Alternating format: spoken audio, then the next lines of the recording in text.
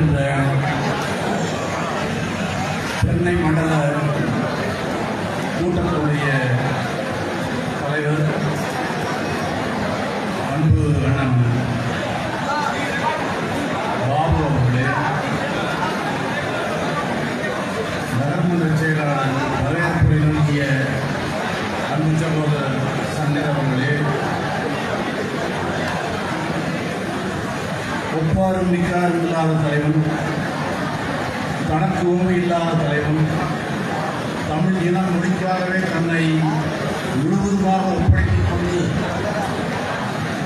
தன்னை தேய்த்துக் கொண்டு தமிழ் மானம் காக்க தன்மானத்தையும் காக்க தயாரை தமிழர்களை காக்க தன் உயிரையும் துச்சமாக மதித்த தலைவன் நம் தலைவன் அன்பு தலைவன் அண்ணன் வைகோ அவர்களே,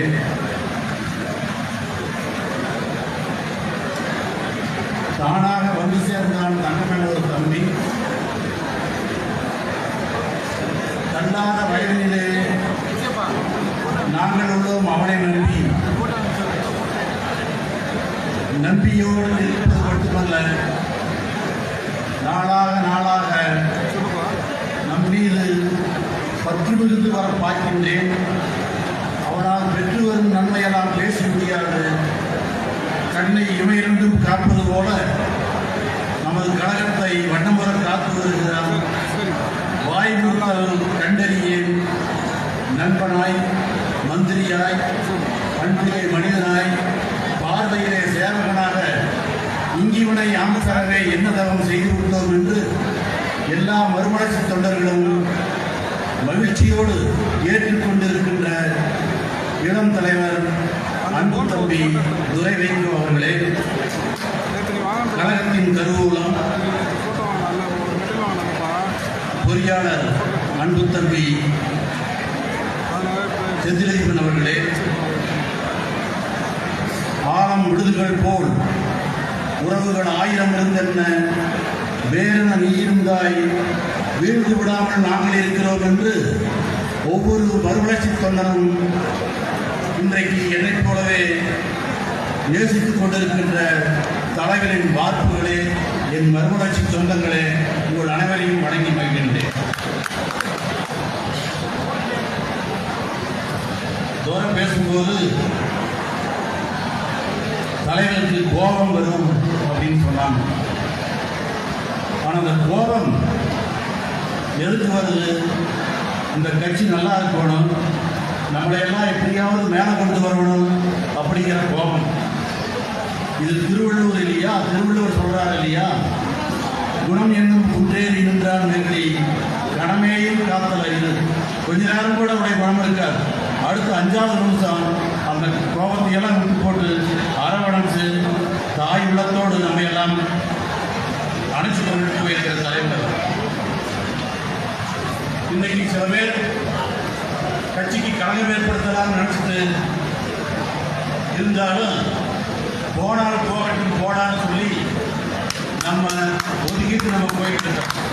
அதை பற்றி கவலை இல்லை. இன்னும் 25 வருஷம் தலைவர் இருக்கிறோம்னு சொல்லி ஆசைப்படுறோம். மகாபாரதத்தில் யயாதிங்கிற மன்னன் இருந்தான். அவன் இளமையை எனக்கு வேணும்னு சொல்லி குருங்கிற தன்னுடைய மகனுடைய இளமையை வாங்கி வெகு நாள் இருந்தான். அது மாதிரி தலைவருக்காக உயிரை கொடுத்த தொண்டர்கள் நம்ம இருக்கிறாங்க. அப்போ தலைவருக்கு வேணும்னா இளமையை உயிரை கொடுக்கக்கூடிய தொண்டர்கள் எல்லாம் லட்சக்கணக்கில் இங்கே நம்ம இருக்கிறோம். கசாப்பியாங்காவாக இருக்கிறோம். முதல் பேச்சிலேயே நான் கசாப்பியாங்காவாக இருக்கும்னு சொல்லி சொன்னார் இல்லையா?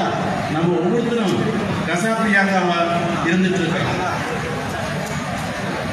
அதிர்ஷ்டம் நம்மளை நோக்கி ஆகும் வேகத்தில் வந்ததுன்னா, துரதிருஷ்டம் சிறுத்த மாதிரி 4 கால் பாய்ச்சல்ல நம்மளை நோக்கி வந்துட்டு இருக்கு.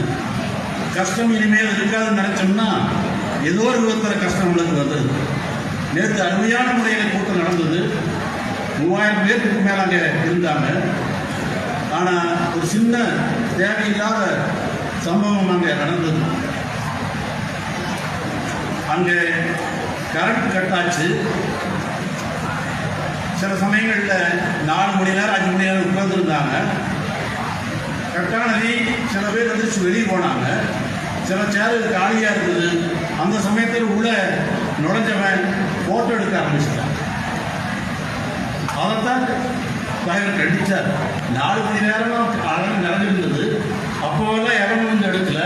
இப்ப காலி சேர்கள் எடுத்து போட்டு கூட்டம் இல்லை, தலைவர் பேசும்போது கூட்டமில்லைன்னு சொல்றதுக்கு தான் போடுவான் அப்படின்னு சொன்னாங்க. அதனால என்னுடைய வேண்டுகோள் இந்த அரங்கத்தில் நான் வைக்கிறது என்னன்னா, இனிமேற்கொண்டு நம்ம கூட்டங்கள்ல ஊடகங்கள் பிரசுகளை எல்லாம் நம்ம எப்ப சொல்லணுமோ அப்பதான் உள்ள வரணும். அதுக்கு மேலே அவங்க வரக்கூடாது.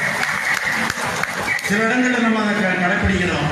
எல்லா மாநாடுகளையும் எப்பவுமே இனிமேற்கொண்டு அவங்களுக்குன்னு ஒரு டயத்தை ஒதுக்குவோம்.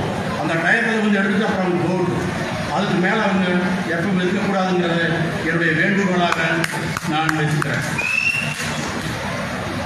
நம்ம இதில் எத்தனையோ மேடு கொள்ளும் வழியிலே நம்ம இடர வைத்து தள்ள பார்க்கும் குழியிலே அத்தனையும் தாண்டி காலை உன் வையடா அஞ்சாமல் கடமையிலே கண் வையடான்னு நம்ம ஒவ்வொருத்தரும் கடமையாற்றணும்.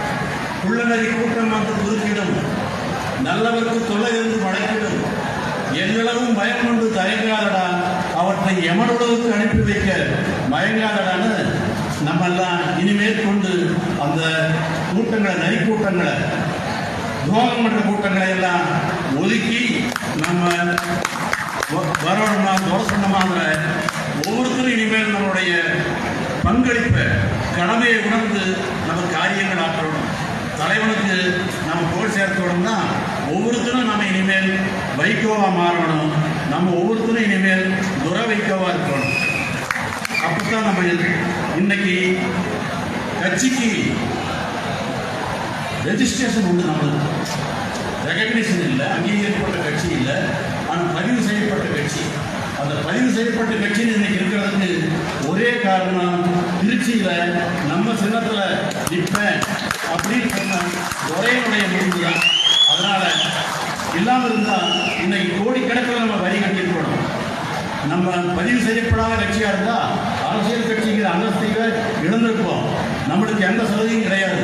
வர எல்லாத்துக்கும் கோடிக்கணக்கில் நம்ம பணம் கட்ட வேண்டி வருது.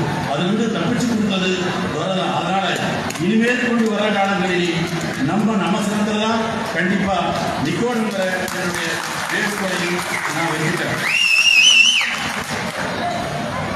மற்ற சின்னங்களை நான் குறை சொல்லலை. ஆனா தண்ணி விட பால்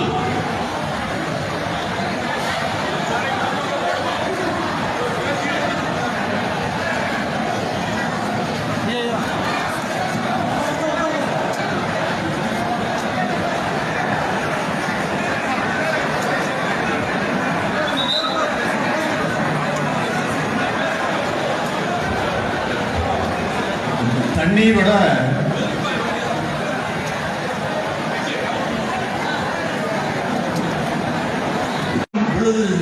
சின்ன விதைதான். தென்னிய ஆளின் சிறுபடத்து சிறுவிதை தென்னீர் கிழத்து சிறுமீன் சுவையினும் நுண்ணிலே ஆயினும் அணிலே புறவி ஆட்பெரும் நடையோடு மண்ணத்திற்கு நிழலாகவே சொல்லலாம். பெரிய ஆலமரத்துக்கு கீழே மண்ணன் அவனுடைய படையெல்லாம் வந்திருக்கு. இன்னைக்கு அப்படிப்பட்ட படையை நம்ம இருக்கக்கூடிய இடம்தான் துறை வைக்கிறோம். அது சின்ன விளையாடு இல்லை, இன்னைக்கு வந்திருக்குது. இன்னைக்கு ஓரளவுக்கு நம்ம கொண்டு வந்து எட்டிருக்காரு. இன்னும் வருகின்ற காலங்களில் இந்த கட்சிக்குன்னு எல்லா அங்கீகாரம் கிடைக்கி இன்னைக்கு வந்ததுக்கு முன்னாடி நம்ம ஆளுங்க உள்ளாட்சி மன்றங்களில் இருக்கிறாங்க, பேரூராட்சிகளில் இருக்கிறாங்க, நகராட்சிகளில் இருக்கிறாங்க, எம்எல்ஏக்களாக இருக்கிறாங்க, எம்பியா இருக்கிறார். இனி வருகின்ற காலங்களில் எல்லா நிலையிலையும் அதிகப்படியான நம்மளுடைய ஆட்கள் பொறுப்புகள் இருப்பாங்க. அதற்கு துறை வைக்கோனுடைய முயற்சியும் உழைப்பும் கண்டிப்பா இருக்கு. அதற்காக நாம் அண்ணன் வைகோ காட்டுகிற வழியிலே